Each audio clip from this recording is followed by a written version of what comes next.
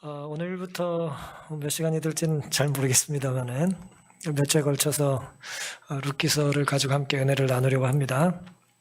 오늘은 첫 시간으로 룻기 1장 1절부터 10절까지 내용을 좀 살펴보겠습니다. 오늘 주제 성경절은요 6절로 정했습니다. 제가 읽겠습니다. 그가 모압 지방에 있어서 여호와께서 자기 백성을 권고하사 그들에게 양식을 주셨다함을 들었으므로 이에 두 자부와 함께 일어나 모압 지방으로 돌아오려 하여. 혹시 룻이라는 이름을 처음 들어보신 분 혹시 계세요?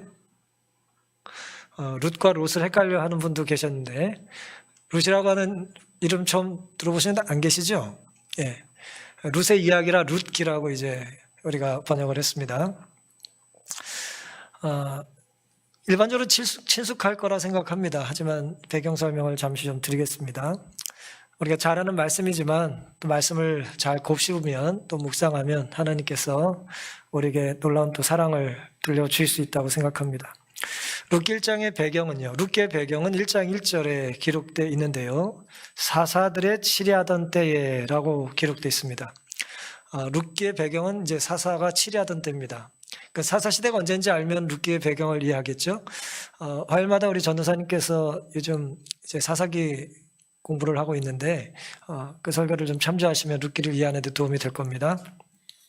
사사들이 치리하던 때, 그때가 언제인지 살펴보기 전에 성경이 그 시대를 뭐라고 정의하는지를 우리가 살펴보겠습니다. 사사기 21장 25절에는요. 이 룻기의 배경인 사사 시대를 이렇게 기록합니다. 그때 이스라엘에 뭐가 없어요? 왕이 없으므로 사람이 각각 그 소견에 오른 대로 행하였더라 그랬습니다. 사사시대에는 왕이 없던 시대예요. 왕정시대, 군주제가 아니었다는 얘기입니다. 아직 이제 사울, 다윗으로 시작되는 그 이스라엘의 왕정이 시작되기 전이라는 얘기예요. 가나안에 도착해서 출애굽하고 그리고 이제 왕정이 시작할 때 그 이제 사이가 이제 사사시대니까요. 그런데 이제 백성들을 지도할 왕이 없었기 때문에 각각 자기 소견에 옳은 대로 행하던 때가 이제 사사시대인데요. 이 말씀이 좀 흥미롭습니다. 도대체 왕이 없다는 게 무슨 뜻입니까? 그냥 말 그대로 왕이에요? 뭐 왕이 있으면 뭐 잘 됩니까? 나라가 뭐 좀 왕이 없어서 혼란스러운 거예요? 우리가 역사를 살펴보면 왕 때문에 혼란스러울 때도 많죠. 그러니 왕이 없으므로 각각 자기 소견에 옳은 대로 행했다는 말에 있어서 왕은 그냥 일반적으로 생각하는 왕만은 아닐 거예요. 뭐 없는 게 나는 왕도 많으니까, 그렇죠? 일반적인 왕은 아닙니다. 뭐 정서적으로 좀 생각해 보면 룻기는 마지막이 이제 족보로 맞춰져요. 누구의 족보로 맞춰집니까? 다윗 족보로 맞춰져요. 다윗 족보로요. 다윗의 족보, 다윗의 이제 4대 손에 대한 이야기예요. 룻기의 이야기는 4대 조상들에 대한 이야기거든요. 그러니까 결국 왕이 없음으로 망했다는 사사기와 룻기의 동시대 이 저자의 관점은 이 왕은 누구라고 말하고 싶어하는 것 같아요? 다윗이요. 다윗을 말하고 싶어하는 것 같습니다. 그러니까 다윗이 아직 다윗 같은 왕이 없을 때라는 얘기예요. 물론 다윗은 이제 그리스도 메시아를 이제 표상하는 인물인 것은 말할 필요도 없습니다. 만왕의 왕, 또 만주의 주 되시는 하나님, 그분만이 이제 우리의 왕이신데요. 이 땅의 왕은 결국 어떤 왕이어야 합니까? 그런 하늘 왕, 영원한 왕을 뭐하는 왕이어야 돼요? 두려워하고 섬길 수 있는 왕이어야 되죠. 그런 왕이 있다 없다? 그런 왕이 없던 시대였기 때문에 각자가 뭐예요? 자기들이 왕처럼 살았다 그 얘기입니다. 자기 마음대로 판단하고 자기 마음대로 소리 지르고 그렇게 살았다는 것입니다. 뭐 이런 배경하에 오늘은 무덤 너머의 소망이라고 하는 제목을 한번 생각해 봤습니다. 무덤 너머의 소망이에요. 룻기 1장 1절부터 5절을 함께 좀 살펴보시겠습니다. 사사들이 치리하던 때에 그 땅에 뭐가 들었습니까? 예, 흉년이 들었어요. 예, 흉년. 가뭄이 있고 또 먹을 것이 없는 기근과 이제 흉년이 든 것이죠. 유다 베들레헴에 한 사람이 그 아내와 두 아들을 데리고 네 식구죠. 모압 지방에 가서 우거하였는데, 그러니까 모압 땅으로 이주한 거예요. 유대 사람, 베들레헴 사람이 모압 땅으로 이주한 것입니다. 제가 뭐 지도를 좀 보여드리지 못해 죄송합니다만은, 이스라엘 이제 북쪽에 갈릴리가 있고요. 그 갈릴리 호수인데 이제 사람들이 이제 그 크다고 바다라고도 생각을 해요. 거기서 이제 강줄기가 흘러나오죠. 그걸 이제 우리 요단강이라고 합니다. 그 요단강 물이 쭉 흘러서 남쪽으로 오면 뭐가 됩니까? 빠져나가지 않는 바다? 죽은 바다, 사해라고 그러죠. 그래서 베들레헴과 모압은 그 사이에 뭐가 있냐면 사해가 가로지고 있어요. 그래서 사해를 건너갈 수 없으니까, 그래서 베들레헴에서 모압을 가려면 사해 북쪽, 이제 요단강이 흐르는 그 강을 건너서 이제 동쪽으로 가야 했습니다. 사해를 사이에 두고 왼쪽에는 유대 땅, 동쪽에는 이제 모압 땅인 것입니다. 먹을 것이 없어서 유대 사람이 모압 지방으로 이제 이주했다, 그 얘기예요. 그 사람의 이름이 엘리멜렉이요, 그 아내의 이름은 나오미요, 그 두 아들의 이름은 말론과 기련이니 유다 베들레헴 에브랏 사람들이더라. 그들이 모압 지방에 들어가서 거기 유하더니 나오미의 남편 엘리멜렉이 뭐예요? 이분 굉장히 단명하셨나 봐요. 기록에 의하면 그냥 가시고 바로 돌아가셨어요. 죽고 나오미와 그 두 아들이 남았으며, 여기 좀 1장부터 제가 5절까지 읽을 건데 1절부터 글의 패턴이 있어요. 죽고 남고 죽고 남고예요. 두 아들이 남았으며 4절, 그들은 모압 여자 중에서 아내를 취하였는데, 두 아들이 이제 아버지가 돌아가시고 이제 장성해서 이제 혼기가 차서 이제 모압의 여인들과 결혼했다는 얘기입니다. 하나의 이름은 오르바요, 하나의 이름은 루시더라. 거기 거한 지 10년 즈음에, 그러니까 이주한 지 10년 사이에 어떤 일이 벌어진 거예요? 아버지가 돌아가시고 아들들이 장가 간 거예요. 놀랍게도 10년이 지났을 때는 그 두 아들 말론과 기론 두 사람이 다 어떻게 됐어요? 죽었습니다. 그 여인은 두 아들과 남편의 뒤에 남았더라 그랬습니다. 죽고 남고 죽고 남고, 그게 이제 1장 초반부의 전체 내용이 되겠습니다. 이 내용을 우리가 뭐 잘 알죠. 이제 먹을 것이 없어서 이스라엘 백성이 이제 모압으로 이주했다는 거예요. 그런데 뭐 롯의 이제 뭐 그 자식들과의 사이에서 태어난 그런 뭐 이제 백성이 이제 모압인데, 뭐 오늘 뭐 그 족보를 지금 살펴보려고 하는 건 아니고요. 하나님을 신실히 믿는다고 하는 사람과 하나님을 떠난 이제 이방 사람과의 이제 그 만남이 시작된 배경이 뭐 때문이라고요? 내가 살고 있는 곳에 뭐가 없어요? 먹을 것이 없어서 간 것입니다.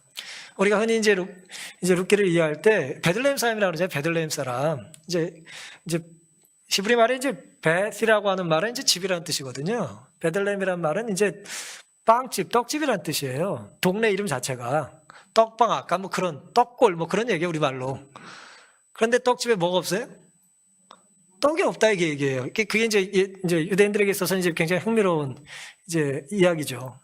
뭐 제가 전전에 살던 동네가 이제 감골이라고 하는 동네였는데, 그 안산의 동네가요.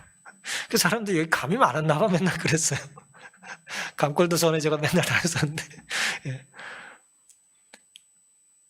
떡이 많아야 될 동네에 떡이 떨어진 거예요. 그래서 이제 떡 찾아서 이주를 했다, 그런 얘기입니다. 여러분이 가장이시라면, 자녀들이 먹을 것이 없다면 이주하겠어요, 안 하겠어요? 우리는 뼈대 있는 가문이니까 죽어도 못 가요? 쉬운 일이 아니죠. 룻기의 이야기가 이제 다윗의 4대 조상을 이야기하는 것이기 때문에, 다윗보다 뭐 한 대를 30년으로 잡으면 3, 40이 한 120에서 150년 전 위의 선배들의 이야기예요.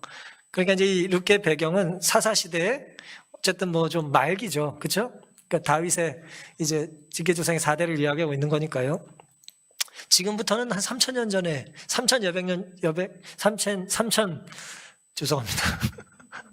예, 3,000여 년 전의 이야기입니다. 오래전 얘기죠? 오래된 이야기예요. 시대도 배경도 공간도 다르지만 사람 사는 모습은 비슷해요. 여전히 우리가 무엇 따라 이주합니까? 먹을 걸 찾아 이주하는 거죠. 왜 지방의 사람들이 많이 안 살아요? 거기 집값도 싸고 좋은데? 먹을 것이 없기 때문에 그런 것입니다. 일거리가 많지 않고, 이제, 그러기 때문에 이제 도시로 자꾸 모이는 거죠. 유다 베들레헴이 흉년이 들어 모압 지방으로 이주했던 가장의 이야기인데요. 순전히 먹을 것을 찾아 모압으로 떠났다. 이제 이건 우리를 좀 불편하게 하죠. 여러분 이제 가장이라면 가장의 판단에 있어서 가족들을 데리고 어딘가로 이동해야 될 가장 중요한 판단의 기준이 뭐여야 합니까? 무엇이어야 할까요? 가장의 의무가 많지만 가장 중요한 의무가 뭘까요? 사람의 가치관 따라 좀 다를 수는 있겠습니다. 한번 생각해 보세요. 여러분이 가장도 계시고 가장 아니지만 가장 같은 역할을 해야 되는 분도 계시고 어리지만 일찍 가장이 되신 분도 계시고 다 은퇴하셨지만 여전히 가정 역할을 하는 분들도 계실 텐데 가장이 가장 중요하게 생각하는 이주할 때 판단의 기준은 무엇이어야 할까요? 예, 의식주. 사회 공부를 열심히 하셨나 봐요. 의식주라고 하셨어요. 어쨌든 먹는 거라고 말씀을 하셨습니다. 먹는다는 것은 중요하죠. 생존에 있어서 가장 중요한 일이잖아요. 먹어야 살잖아요. 하나님 우리 그렇게 만드셨지 않습니까? 좀 더 풍요롭고 흉년이 비껴간 곳, 자식들이 먹고 살 걱정을 하지 않아도 되는 곳을 찾아갔던 엘리멜렉이라는 가장의 결단을 우리는 가볍게만 볼 수는 없어요. 얼마나 마음에 고민이 많았겠습니까? 여러 날 계획을 세웠을 거예요. 자기는 굶어도 아내와 어린 자녀들이 굶는 것을 보는 것은 고통스러운 일이죠. 자식의 배고픔을 외면할 가장이 어디 있겠습니까? 그래서 더 안전하고 더 먹을 것이 많은 곳을 찾아서 아내와 두 아들을 데리고 이제 모압으로 이주를 한 거예요. 근데 놀랍게도 이주한 지 얼마 안 돼서, 기간은 잘 모르겠지만 적어도 얼마 안 돼서예요. 10년 안에 두 아들이 나중에 아버지 없는데 결혼했고 죽은 사이가 그 10년 안에 이뤄진 일이니까 적어도 도착한 지 얼마 안 돼서 뭐 때문인지 이제 죽었습니다. 아버지가 죽고 큰 아들은 이제 아들 둘은 이제 결혼을 모압 여인과 했다는 거죠. 물질이 중요한 것은 분명하지만 적어도 이 가정으로 봤을 때 물질을 우선적으로 생각하면요. 그래서 안전한 곳, 물질을 취하기 유리한 곳을 택하는 것이 이 땅에서는 좀 지혜로운 선택같이 보여도 결과적으로는 꼭 그런 것은 아닌 것 같아요. 유다의 많은 사람들은 이제 어쨌든 떠난지 안 떠난지 모르지만 어쨌든 있고 그 사이에 좀 이렇게 결단력 있는 이 가장이 가족들을 데리고 이제 모압으로 갔는데 잘 살려고 간 거잖아요. 그렇죠? 잘 살려고 간 거잖아요. 잘 산다는 말 안에는 장수도 들어가야 되지 않겠습니까? 부하고 넉넉하고 자녀들이 교육 잘 시키고 그런 마음으로 갔는데 어찌된 영문인지 데리고 간 가장이 바로 죽었다는 거예요. 그리고 세 남자가 차례로 죽습니다. 그리고 누구만 남아요? 세 여자만 남아요. 세 남자가 죽고 세 여자가 남습니다. 여러분이 가장이라면 어떤 선택을 했을까요? 유목민들은 이제 목초지를 따라서 양들을 이제 이끌고 다니는데요. 엘리멜렉은 자신의 처자들, 식솔들을 이끌고 더 나은 미래를 위해서 모압을 이제 택했습니다. 모압은 이제 유대와 다른 공간이죠. 다른 장소예요. 제가 시간과 공간에 대한 이야기를 여러 차례 드린 적이 있습니다만은 인간은 좋은 공간에 대한 욕심이 있어요. 그래서 이제 우리가 역사 속의 어떤 그 신화 이야기를 이제 살펴보면 다 그 신들이 공간 가지고 싸워요.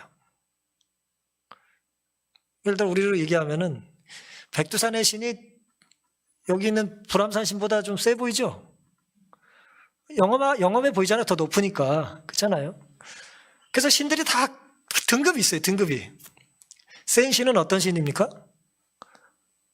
높은데 넓은 걸 차지하면 센 거예요. 로마 신화도 비슷하고 다 비슷해요. 하늘을 지배하든지 땅을 지배하든지 결정적인 무기들이 있는데 공간을 벗어나면 힘을 못 써요. 인간은 이제 상상에서 나온 것의 한계죠. 사람들은 더 좋은 공간에 대한 이제 기대가 있는 것입니다. 부동산에 대한 욕심도 비슷해요. 우리들의 어떤 체감하는 부동산에 대한 것도 또 마찬가지예요. 이제 사람들이 자꾸 강남으로 모이는 이유도 비슷한 것입니다. 더 좋은 곳, 더 넓은 곳, 더 편안하고 안락한 곳. 내 미래가 그곳으로 가면 더 유리할 거라고 하는 것을 이제 선점하고 더 욕심이 많은 사람은 이제 독점하고 싶은 것이죠. 하지만 가족들이 살 만한 곳으로 이사 갈 것에 대한 첫 번째 선택의 기준이 그저 넓고 높고 안전한 곳이면 된다는 생각은 좀 곤란해요. 그것은 하나님을 알지 못하는 사람들도 그렇게 삽니다. 그렇습니까? 하나님을 알지 못해도 이 동네에 부동산들 많아요. 예? 그분들이 다 조언해 주는 말이에요. 어떤 좋은 공간을 택하는 데 있어서 하나님을 빼버리면 세상은 우리보다 훨씬 지혜롭습니다.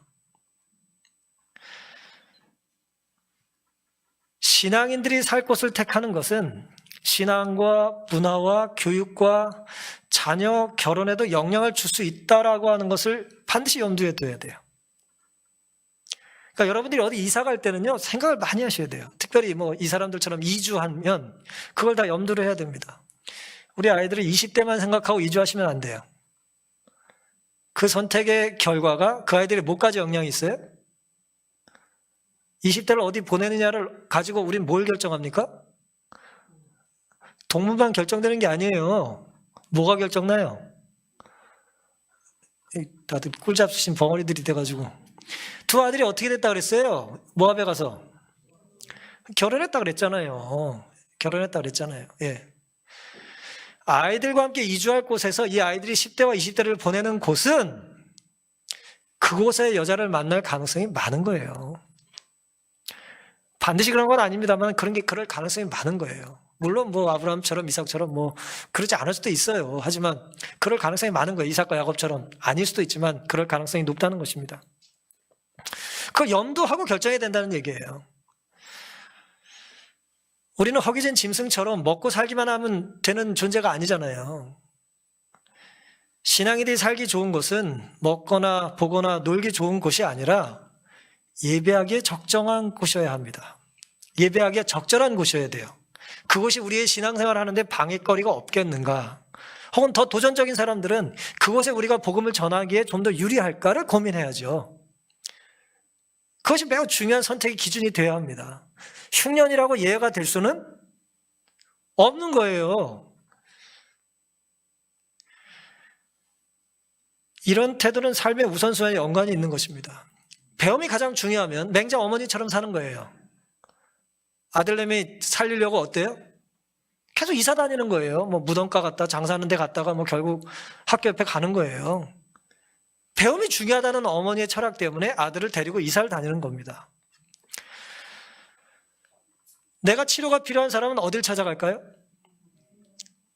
내 병을 고칠 수 있는 유능한 의사가 있는 곳을 찾아가겠죠?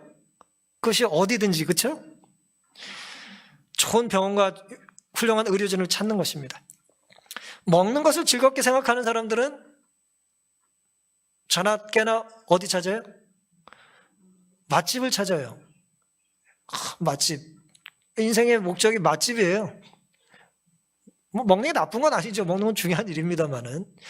먹는 걸 좋아하는 것과 중요하다는 인식을 하는 것과 먹는 것만 생각하는 건 다른 문제예요. 산을 좋아하는 사람들은 틈만 나면 산을 가고요. 결국 산 속에서 살아요. 이 산을 가다 보면 산에 사는 사람들 있죠? 요즘 자연인 그래가지고 진짜 산에 사는 사람들 많더라고요. 그리고 돈을 좋아하면, 돈을 좋아하지 않는 사람은 거의 없습니다만은, 돈을 좋아하면 돈을 벌기 유리한 곳이 어딘지를 이제 찾아야죠. 사업하기 좋은 곳, 돈 되는 곳, 내가 투자하면 많이 벌을 수 있는 곳을 염두하는 것입니다. 이런 것들은 일반적인 세상 사람들이 하는 선택이에요. 하지만 신앙인은 그것을 무시한다기보다는 그것을 염두하더라도 빼먹지 말고 생각해야 될 게 있다는 거죠. 그게 뭡니까?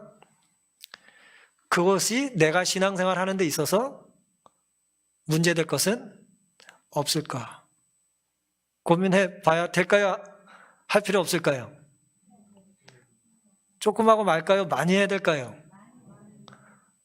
그것이 선택에 영향을 줘야 될까요? 선택에 영향을 줄 필요가 없을까요?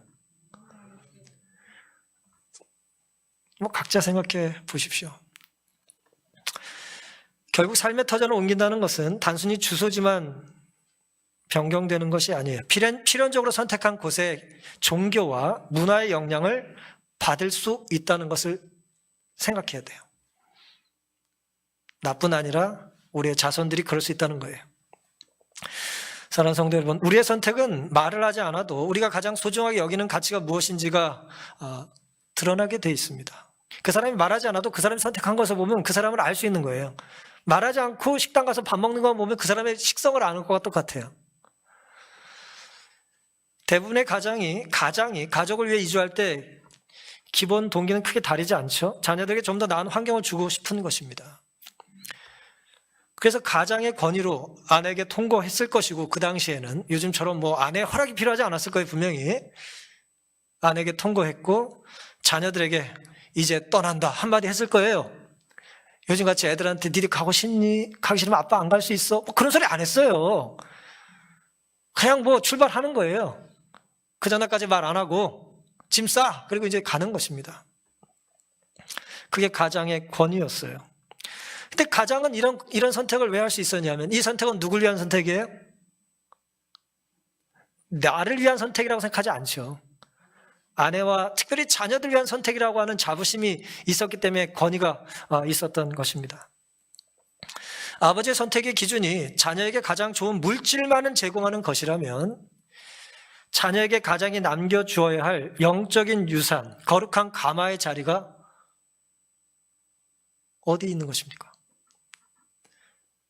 내가 지금 갖지 않은 물질적인 소중함을 자녀에게 물려주기 위하여 우리가 이주를 할 때에 이곳에서든 옮기게 될 곳이든 아버지의 삶을 통하여 자녀들은 영향을 받을 거 아니에요. 나도 문제가 있고 중요한 일이 있고 어려움이 있을 때 아버지가 선택했듯 선택하게 되지 않겠어요? 그럼 내가 남길 게 뭐냐 이거예요. 어떤 영향을 끼치고 살아야 되겠냐 이겁니다. 내가 선택한 곳에 내 자녀가 살게 될 때, 그리고 내가 없더라도, 내가 죽더라도 자녀들의 신앙이 좀 더 굳건해질 수 있는 곳, 내가 선택한 일을 내 자녀가 이어받더라도 나를 존경하며 하나님과 더 깊은 교제를 나눌 수 있는 일, 내가 선택할 삶을 내 자녀도, 그리고 내 자녀가 자녀에게도 선택하며 살라고 해도 잘했다 할 수 있는 그런 선택, 이런 것들이 우리의 선택에서 중요한 요소가 되어야 하지 않겠습니까? 하지만 엘리멜렉은 그런 것까지 고려한 것처럼 보이지는 않아요. 10대 아이들의 친구, 그리고 그 아이들이 커서 장성하여 연애하게 될 대상이 신앙인이 아닐 수도 있다라고 하는 것까지는 생각을 하지 않은 것 같습니다. 미처 계획하지 못했거나 그건 그렇게 중요한 게 아니라고 생각했을지도 모르죠. 사랑하는 성도 여러분, 부모가 미처 생각하지 못한 결정이라 할지라도 자녀들의 삶에 결정적인 영향을 줄 수 있다는 것을 기억하셔야 합니다. 하여튼 여러 번 부모들의 지나가는 모습, 특별히 교회에서의 어른들에 대한 불평을 집에 가서 했을 때에 자녀들의 신앙에 악영향을 끼친다는 얘기를 한 적이 있어요. 우리가 많은 걸 회개해야 되지만 그런 부분을 저를 포함해서 우리가 회개할 필요가 있습니다. 그러니 우리 삶에 하나님만 주인으로 모시는 선택이 우리의 선택의 최우선이 될 수 있기를 간절히 바랍니다. 첫 번째 이 부분은 이제 가장이 가정을 이끌고 사랑할 때, 유다에서 모압으로 떠났을 때 배경을 잠시 생각해 본 것이고요. 이제 6절부터 10절까지는 정반대의 모습이 등장합니다. 이제 아버지는, 남편은 죽고 시어머니가 혼자 남았어요. 그리고 이 시어머니는 정반대 선택을 해요. 모압에서 어디로 가려고 그래요? 이제 유다로 돌아오려고 합니다. 그 이야기를 6절부터 살펴보겠습니다. 그가 모압 지방에 있어서 여호와께서 자기 백성을 권고하사 그들에게 양식을 주셨다함을 들었으므로 흉년에 떠났던 곳에서 이제 유다를 떠나 흉년에 먹을 걸 찾아 모압으로 갔는데 이제 모압에서 듣자니 어디에 양식이 있어요? 자기 고향에 양식이 있다는 얘기를 들은 거예요. 10년 만에. 그래서 이에 두 자부와 함께 며느리 두 사람과 함께 일어나 모압 지방에서 돌아오려 하여 있던 곳을 떠나고 두 자부도 그와 함께하여 유다 땅으로 돌아오려고 길을 행하다가 나오미가 두 자부에게 이르되 너희는 각각 어미의 집으로 돌아가라. 각각 어미의 집이니까 친정이 남으란 얘기예요. 너희가 죽은 자와 남편들이죠. 나를 선대한 것 같이 여호와께서 너희를 선대하시기를 원하며. 아주 좋은 며느리였던 것 같아요. 그래서 그들에게 이제 축복해 줍니다. 죽은 자와 나를 잘 대해줬으니 그만큼 하나님이 너에게 복을 주면 좋겠다고 얘기를 합니다. 반대로 얘기하면 곤란하죠. 나한테 한 것처럼 하나님한테 벌 받아라 이것들. 그렇게 하지 않았어요. 아주 좋은 가정이었어요. 여호와께서 너희로 각각 남편의 집에서 평안함을 얻게 하시길 원하노라. 무슨 얘기입니까? 남편들 다 죽었는데 새 출발하라는 얘기예요. 시어머니가 며느리에게 뭐 하라고요? 너 여기가 고향이니까 남아서 새 출발해라. 시어머니가 살아있고 동네 살면 어떻게 되겠어요? 새 출발할 수 있어요? 없어요? 관심 없어요? 새 출발하기 힘들죠. 시어머니가 이제 쫙 센스 있게 피해주는 거예요. 그들에게 입맞춤에 그들이 소리를 높여 울며 나오미에게 이르되 며느리들이 말합니다. 아니니이다. 우리가 어머니와 함께 어머니의 백성에게로 돌아가겠나이다 그랬어요. 이 내용을 우리가 잘 알아요. 아버지는 10년 전에 모압으로 양식을 찾아 떠났고요. 아내는 죽은 남편을, 죽은 두 아들을 그대로 무덤에 남겨두고 양식을 찾아 다시 자기 고향으로 돌아갑니다. 그리고 그 사이에 생겨난 두 며느리를 이제 대동하고 가다가 이제 남겨둔다는 그런 장면이죠. 이 두 번째 부분은 시어머니의 사랑이에요. 첫 번째가 이제 아버지의 사랑이었다면 두 번째는 시어머니의 사랑입니다. 첫 번째 사랑은 사랑해서 데리고 갔고요. 두 번째 사랑은 사랑해서 뭐 하는 거예요? 두고 가겠다는 거예요. 자, 이 집안 참 감동적인 가정이에요. 양식을 따라 어쨌든 움직이는 가난한 시대, 배고픈 시대의 이야기입니다. 살다 보면 우리의 계획과 이렇게 바뀐 상황에 놓여질 때가 있습니까?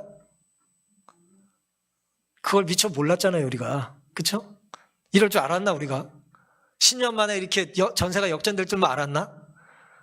몰랐잖아요. 그 당시 최선의 선택이었는데 이제는 뭐예요? 다시 돌아와야 될 선택을 이제 최선으로 할 수밖에 없는 것입니다. 먹을 것을 찾아 거꾸로 돌아가야 될 상황이 된 거예요. 남자 셋과 함께 왔던 나오미는 이제 여자 둘, 청산 과부 둘 포함해서 이 가난한 여인이 힘들게 살면서 무덤 3개만 등진 채 출발을 하는 것입니다. 딸같이 며느리를 여긴 거예요. 너희 어머니 집으로 돌아가라. 모압에 남아라. 새 출발해라. 그랬더니 울면서 감사합니다. 그러지 않았어요. 같이 가겠다고 했습니다. 아름다운 장면인가요?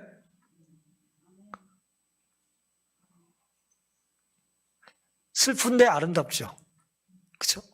무슨 상황은 아니잖아요. 지금 이 상황이. 슬픈데 아름답습니다. 나오미는 자기가 부양받을 권리가 있습니까? 며느리들에게 부양받을 권리가 있어요? 없어요? 아니 있어요. 왜 없어요? 시어머니가 있는 거예요. 네. 없다고 생각하시면 안 됩니다. 네. 부양하고 싶지 않은 거 생각하지 마시고 부양받을 권리가 있어요. 시어머니는. 여기 며느리들만 계신가? 시어머니는 부양받을 권리가 있어요. 남편이 죽어도. 그 고대 사회가 그랬어요. 결혼하고도 자식을 다 데리고 살았기 때문에 첫째 아들, 둘째 아들 다 데리고 살았단 말이에요. 그래서 부양받을 권리가 있었어요. 똑같이 동시에 며느리들은 시어머니를 뭐 해야 돼요? 부양할 의무가 있었어요. 근데 그거를 누가 지금 끊고 있는 거예요? 나오미가 자기가 받을 권리를 포기하고 부양할 의무를 놓을 수 있는 자유를 주는 거예요. 그게 위대한 어머니의 모습인 거예요, 이게.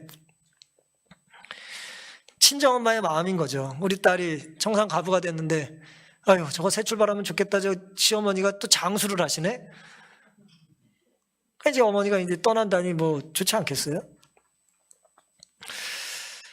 배려심 많은 시어머니죠. 말만이 아니라 행동으로 며느리를 위해 준 거예요.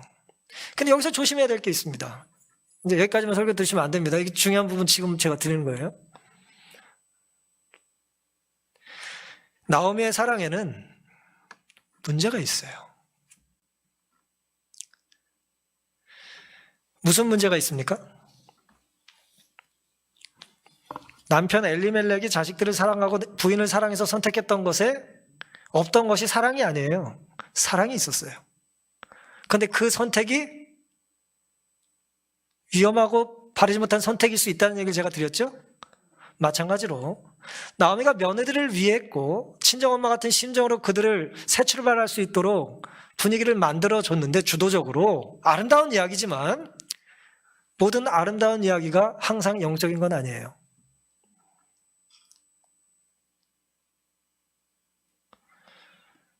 오늘 가족 공유도 비슷한 얘기가 좀 나왔는데요.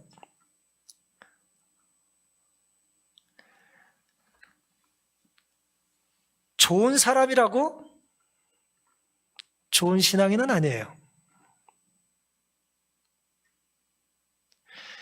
좀 혼란스러우실 수 있지만 정리를 해드리겠습니다. 아까 사사시대의 특징이 뭐라 그랬습니까? 왕이 없으므로 그보다 더 중요한 게 뭐예요? 자기 소견에 각각 좋은 대로 행했다 그랬어요. 이게 사사기에 2번 나와요, 이 표현이. 놀랍게도 자기 소견에 옳은 대로 행한다는 것은 이기적인 결정일 때만이 아니에요. 이기적인 결정일 때만 각각 자기 소견대로 옳은 대로 행동하는 게 아니고요. 자기 희생적이고 이타적인 결정을 내릴 때도 이것은 적용할 수 있는 교훈이에요. 내가 희생하겠다라고 하는 판단을 할 수 있죠. 그래요, 내가 할게, 뭐. 내가 죽지, 뭐. 내가 퍼줄게, 내가 양보할게 라고 하는 자기 희생적인 선택에서조차도 어떤 생각일 수 있다고요? 내 소견에 옳은 대로 그렇게 말하고 행동할 수 있다는 거예요.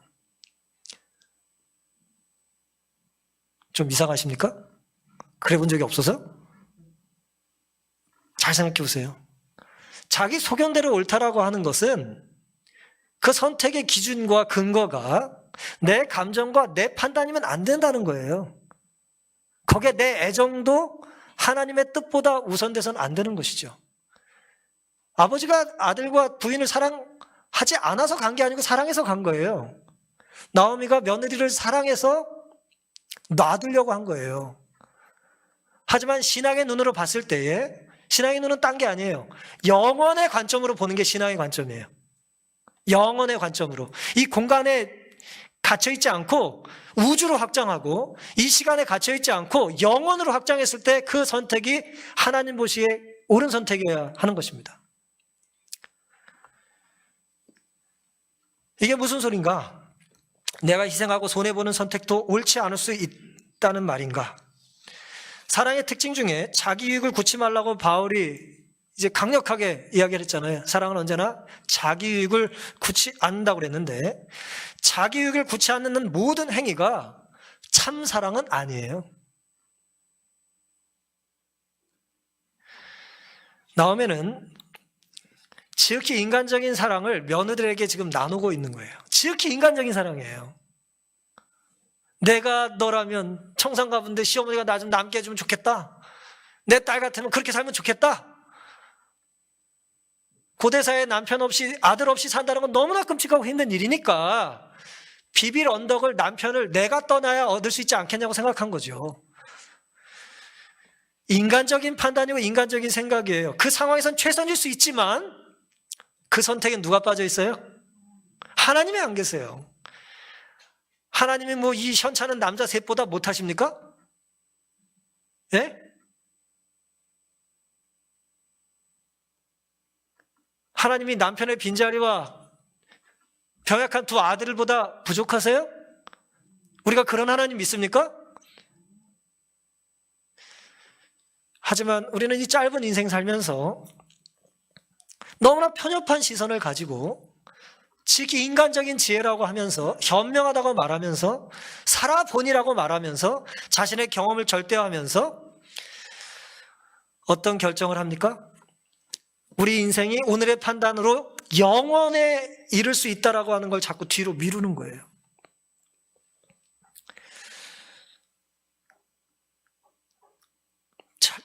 젊은 청산가부가 돼서 고통을 겪고 고생하고 사는 것보다는 제가 해서 새 살림 살인 것이 좋죠. 좋은 거예요. 하지만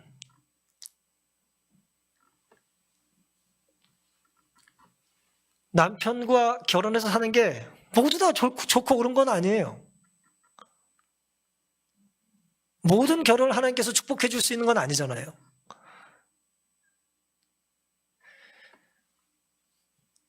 부부가 닮는다고 남편이 아들을 위해 최선을 다하는 선택을 했지만 부족했던 것처럼 나오미 역시 며느리를 위해 최선의 선택을 촉구했지만 부족한 것이 있는 것입니다. 모압의 혈연을 이어가는 것보다 이 두 여인이 이 이주를 통해서 이제 다시 고향으로 돌아가는 걸 통해서 나오미를 통해서 이 두 여인이 이스라엘의 영적인 공동체 일원이 될 수 있다는 것을 나오미가 생각해 봤어야 한다는 거예요. 근데 그런 생각까지는 못한 것입니다. 나오미가 며느리들에게 부양받을 특권을 양보하는 것으로 그치지 말고 하나님의 뜻을 함께 나눌 때 누릴 영적인 특권을 붙잡고 놓지 않았어야 된다는 거죠. 잘 기억하세요. 아무리 선한 사람도 자기 희생과 자기 양보를 가지고 그 자체로 자신의 사랑의 무게로 단 한 사람의 영혼도 구원 못합니다. 절대 구원 못해요. 내가 죽어라고 누구를 위해서 평생 봉사하고 시어머니 반세기 공양해도 그 사랑으로 시어머니 구원받는 거 아니에요. 인간의 감정이나 의지나 양심 한가운데 누가 계셔야 합니까? 하나님이 좌정하시고 하나님이 선택하라고 한 것을 선택하는 마음이 없이 그냥 이를 악물고 기를 쓰고 그 일을 해봤자 뭐만 쌓여요? 화만 쌓여요. 화만. 분노 게이지가 말이에요. 오래 헌신하면 헌신할수록 터지는 거예요. 한 가지 이야기를 하나 해드리겠습니다. 현실을 무시하고 상상만 하는 사람들에 대한 좀 우스운 이야기인데요. 전주에 가면 이제 신부님들이 고해성사를 받잖아요. 이제 고해소라는 곳이 있고 얼굴을 맞대지 않고 소리만 들으면서 누가 무슨 죄를 이제 고백하면 자매님, 형제님 뭐 잘 들었고 뭐 무슨 일을 해서 그 죄를 이제 해결하라고 용서받을 수 있는 걸 알려주는 예란 아닙니까? 어느 날 고해소에서 신부님에게 어떤 한 젊은 아가씨가 이제 고백을 했어요. 이 기록에 의하면 그냥 평범한 외모의 젊은 아가씨래요. 평범하답니다. 아가씨가 성당 신부에게 이렇게 고백을 했어요. 제가 허영이란 통탄할 죄를 지었습니다. 오늘 아침에도 거울을 보고 제 미모에 감탄했어요. 통탄할 죄지 진짜. 아까 분명히 어떻게 생겼다고요? 평범하다 그랬는데 자기는 거울을 보고 뭐예요? 너무 예쁜 거야. 이렇게 예뻐도 되나? 까지 통탄할 죄를 진 거예요.